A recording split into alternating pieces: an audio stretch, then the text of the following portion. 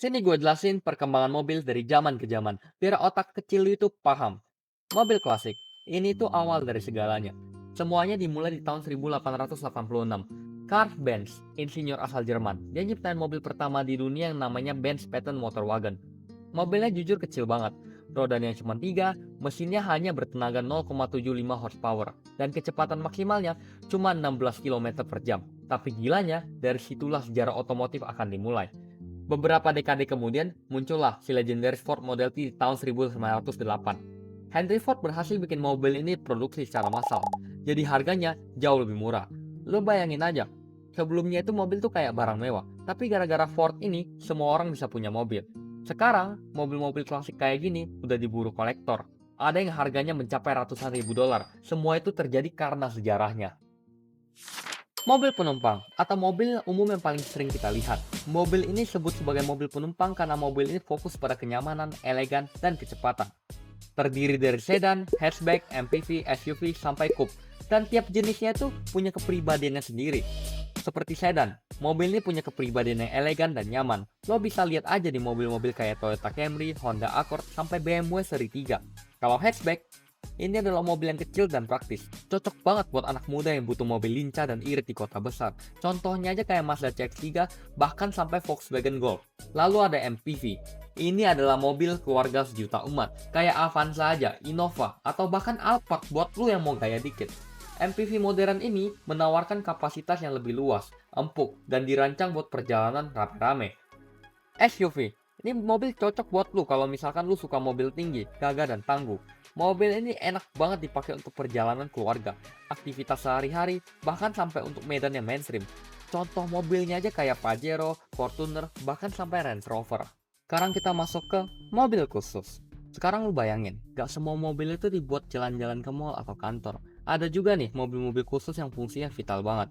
Misalnya aja mobil polisi, ambulans, mobil pemadam kebakaran, bahkan sampai mobil militer kayak Humvee. Mobil-mobil kayak gini punya fitur yang ekstrim, contohnya aja kayak sirene, radio komunikasi, bodinya anti peluru, sampai bahkan tangki air bertekanan tinggi.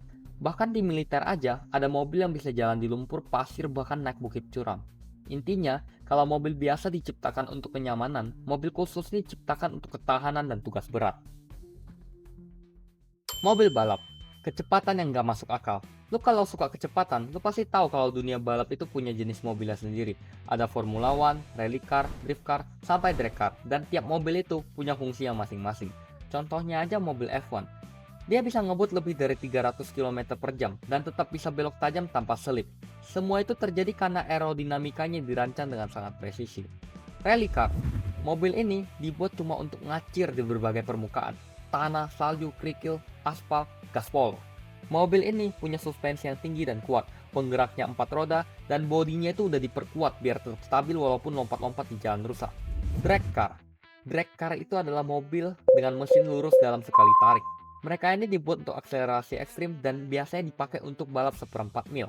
Tenaganya itu bisa sampai ribuan horsepower. Bodinya super ringan dan tujuannya cuma satu, ngegas secepat mungkin dalam garis lurus. Drift car. Mobil ini kayak namanya aja, buat ngedrift. Mobilnya buat ngesot dengan kontrol penuh. Mesinnya bertenaga, handlingnya responsif. Walaupun setup rodanya kadang bikin mobil ini gampang ngelos, tapi tetap bisa digandalikan dengan presisi. Yang menarik adalah, teknologi dari mobil balap ini sering banget diturunin ke mobil biasa. Contohnya aja kayak sistem rem cakramnya, suspensi aktifnya, bahkan material karbon yang super ringan. Jadi kalau misalkan lu lagi naik mobil modern yang sekarang ini, semua teknologinya itu adalah warisan dari dunia balap.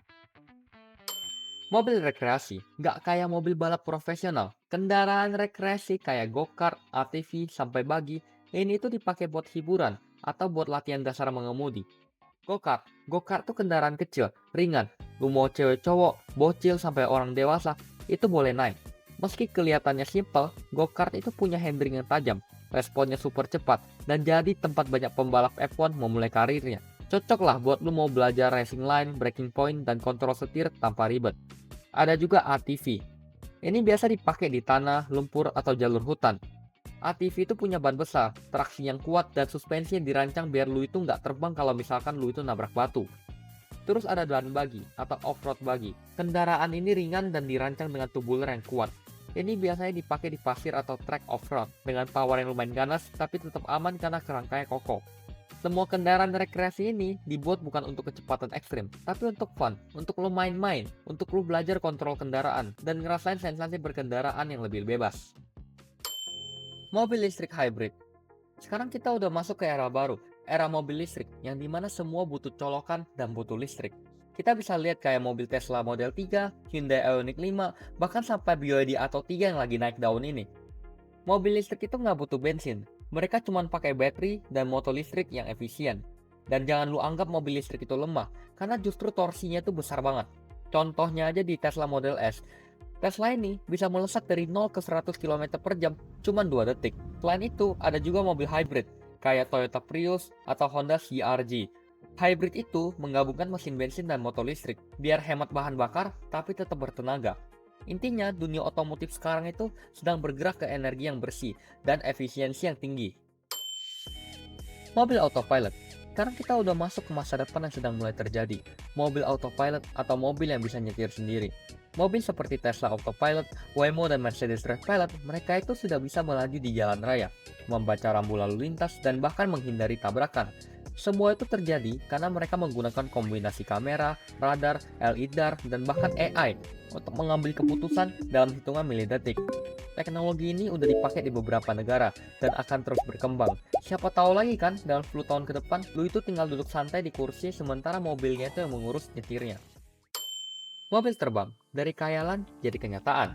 Sekarang kita masuk nih ke perkembangan yang dulu cuma ada di film fiksi, yaitu mobil terbang. Beberapa perusahaan kayak Aeromobil, PLV Liberty, dan Expand Aero Hetzi udah mengembangkan prototipe mobil terbang. Ada yang bentuknya kayak mobil sport tapi dikasih sayap lipat, ada juga yang mirip dengan drone raksasa, atau lebih tepatnya kayak helikopter. Teknologi yang dipakai pun beragam, rotor seperti helikopter, sayap lipat untuk mode pesawat, bahkan sistem listrik atau hybrid. Dan mobil-mobil terbang ini sudah diperjualkan, namun hanya teruntuk beberapa negara saja. Kalau dalam negara lu bisa membeli mobil ini, ya, gue jamin lu bangkrut, karena mobilnya mahal.